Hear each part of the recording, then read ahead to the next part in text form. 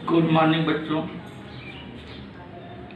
आज शीत युद्ध के विषय में आप लोग को जो बताया गया था उससे आगे पढ़ाते हैं। दो ध्रुवीय व्यवस्था, इसका मतलब ये हुआ कि जब द्वितीय विश्व युद्ध समाप्त हुआ उस समय विश्व पटल पर दो महाशक्तियों का उद्भव होता है, एक सोवियत संघ, एक अमेरिका। दोनों शक्तियां अपने अपने को सर्वोच्च बनाने का प्रयास कर रहे थे और अमेरिका ने 1945 में जापान पर हिरोशिमा और नागासाकी पर परमाणु विस्फोट करके अपने आप को एक शक्तिशाली राष्ट्र के रूप में स्थापित कर लिया। किंतु सोवियत संघ उस समय परमाणु बम नहीं बना पाया था और इस कारण से अमेरिका अपने आप को सर्वोच्च समझ रहा था। ऐसी स्थिति में अब सोवियत संघ भी एक बड़ा देश है, वह भी चाहता था कि मैं भी एक सर्वोच्च शक्ति बनूं, मैं भी विश्व का एक लीडर बनूं, मैं भी विश्व का नेतृत्व करूं, मेरे अंदर भी नेतृत्व बने, मेरे लोग भी नेतृत्व की क्षमता हो। इस कारण से उसने भी अमेरिका से बराबरी पर मुकाबला करने के लिए द्वितीय विश्व युद्ध के बाद उसने भी 1953 में परमाणु विस्फोट किया और अमेरिका को यह दिखाने का प्रयास किया कि तुम ही सर्वोच्च नहीं हो, बल्कि हम भी तुमसे कम नहीं हैं। यदि मुझसे टकराओगे तो तुम्हारा भी अस्तित्व समाप्त हो जाएगा। तो ऐसी स्थिति में विश्व में दो ध्रुवीय व्यवस्था बनी। दो ध्रुवीय मतलब दो शक्तियों का उद्भव होता है। एक होता है पश्चिमी गठबंधन। पहला जो ध्रुवीय का जो है बनता है दो ध्रुवीय व्यवस्था में, उसमें होता पश्चिमी का गठबंधन। इसमें अमेरिका के नेतृत्व में अधिकतर पश्चिम यूरोप के देश सम्मिलित होते हैं। पश्चिम के यूरोपों को नेतृत्व करता अमेरिका होता है। दूसरा होता है पूर्वी गठबंधन। इसमें सोवियत संघ द्वारा नेतृत्व किया जाता है। इसमें अधिकतर देश पूर्वी यूरोप के होते हैं। ये एक प्रकार दो ध्रुवीयता बनती है, दो ध्रुवीकरण बनता है और उसी से पूरे विश्व को उस गुट में सम्मिलित अपने अपने गुट में सम्मिलित करने का प्रयास करते हैं। और दो ध्रुवीय होने के कारण दो ध्रुवीय व्यवस्था हो जाती है। तो ऐसी स्थिति में सभी देश कभी अमेरिका की तरफ कोई जा रहा, कोई रूस सोवियत संघ की तरफ जा रहा है। तो ऐसी स्थिति में दो ध्रुवीयता का विकास होता है। दो ध्रुवीयता पूरे विश्व में विश्व पटल पर दिखाई पड़ती है। बच्चों, अब बताते हैं हम आप लोगों को दो ध्रुवीय विश्व के उदय के कारण। क्या उदय के कारण हुआ? इसमें उदय के कारण हुआ जो दो शक्तियां थी वही उदय के कारण हुए, अमेरिका और सोवियत संघ। इन्होंने जो अपने आप को शक्तिशाली बनाने का जो प्रयास किया, इन्होंने इनके बीच जो युद्ध की आशंका, डर, तनाव, संघर्ष आदि जैसी स्थिति बनी रहती थी। इसी से ही पूरे विश्व में दो ध्रुवीयता का गठन हुआ, दो ध्रुवीकरण हुआ। इसके मुख्य कारण है शीत युद्ध का प्रारंभ। पहला कारण जो बनता है शीत युद्ध का कारण कि दो ध्रुवीयता में क्या होता है, शीत युद्ध शुरू होता है। शीत युद्ध तुम लोग बच्चों बताए भी होंगे कि शीत युद्ध में कोई सैनिकों द्वारा युद्ध नहीं लड़ा जाता, बल्कि दो शक्तियों के द्वारा या दो शक्तियों के जो सर्वोच्च नेता होते हैं उनके द्वारा वैचारिक लड़ाई होती है।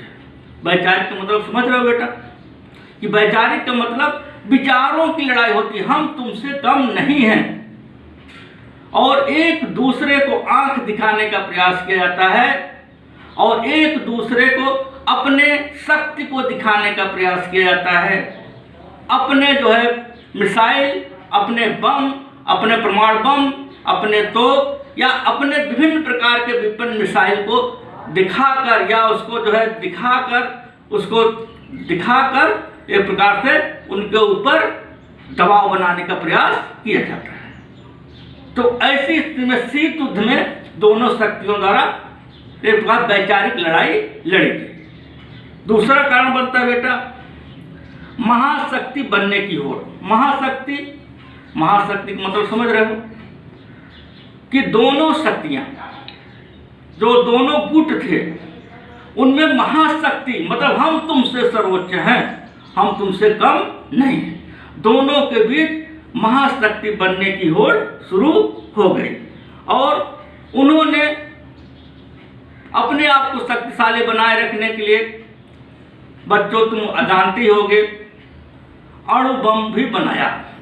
अमेरिका भी बनाया, रूस भी बनाया, जिससे कि हम विश्व के सबसे शक्तिशाली देश हो सके।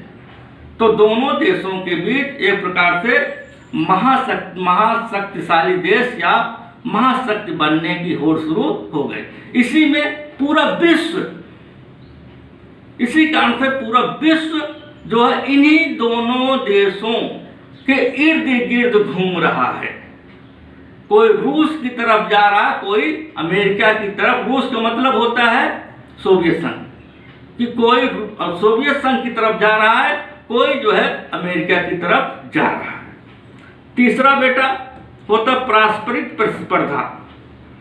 सोवियत संघ, अमेरिका दोनों ही गुट विश्व के सबसे शक्तिशाली देश बनने के लिए संघर्षरत थे। इस काल में दोनों के प्रतिस्पर्धा बढ़ गई थी, कि मतलब कि पारस्परिक प्रतिस्पर्धा का मतलब होता है दोनों के बीच संघर्ष। एक प्रकार से संघर्ष चला था, हम एक प्रकार से तुमसे ज्यादा सर्वोच्च हैं, हमसे ऊपर कोई नहीं है, मैं चाहूं तो पूरे विश्व को अपने हाथ में या अपने कब्जे में ले सकता हूं, ऐसा दिखाने का प्रयास सोवियत संघ द्वारा भी किया जा रहा था, अमेरिका द्वारा भी किया जा रहा था। इसी कारण से एक जो है दो ध्रुवीयता का विकास होता है। फोर्थ पॉइंट बेटा होता है छोटे देशों पर नियंत्रण। होता है कि कोई देश क्यों छोटे छोटे देश का, ये सोचनी विषय है कि छोटे देशों के जब इतने शक्तिशाली देश, तुम अमेरिका भी है, सोवियत संघ भी है, दोनों इतने शक्तिशाली देश हैं, तो इनको छोटे छोटे देशों की आवश्यकता क्यों पड़ी? क्यों ये चाहते थे हमारे जो तीसरी दुनिया के देश हैं, जो 1945 के बाद आज़ाद हो रहे हैं, जिन्होंने अभी अभी सूरज की पहली किरण देखा है, आज़ादी की पहली किरण, ऐसे देशों को अपने साथ मिलाने का प्रयास क्यों कर रहे हैं? जब ये विश्व के शक्तिशाली देश हैं या पूरे विश्व को नष्ट कर सकते हैं, तो इनको मिलाने की, छोटे छोटे देशों को मिलाने की आवश्यकता क्या पड़ी?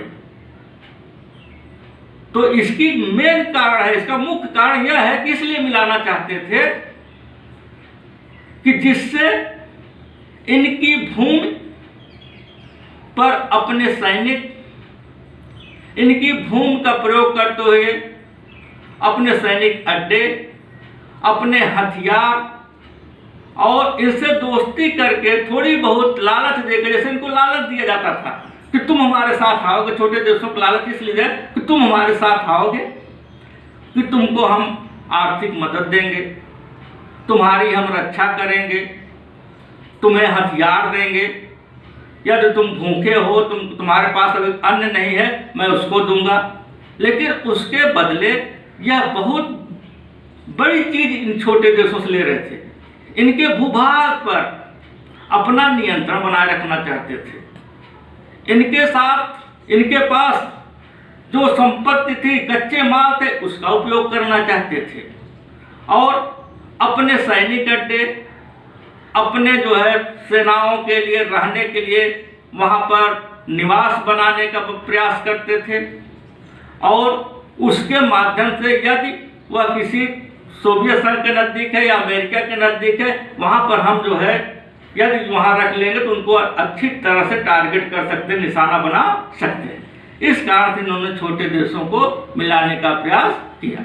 शीत युद्ध के कारण जो व्यवस्था हुई पूरे विश्व में, वह दो ध्रुवी मतलब दो देशों के बीच पूरा विश्व एक प्रकार से पूरा विश्व बट गया। इसी को हम दो ध्रुवी व्यवस्था कहते हैं। इसका मतलब बच्चों समझ गए होंगे। आज के लिए बस यही। कल आपको हम कूटनिरपेक्षता के विषय में बताएंगे। धन्यवाद।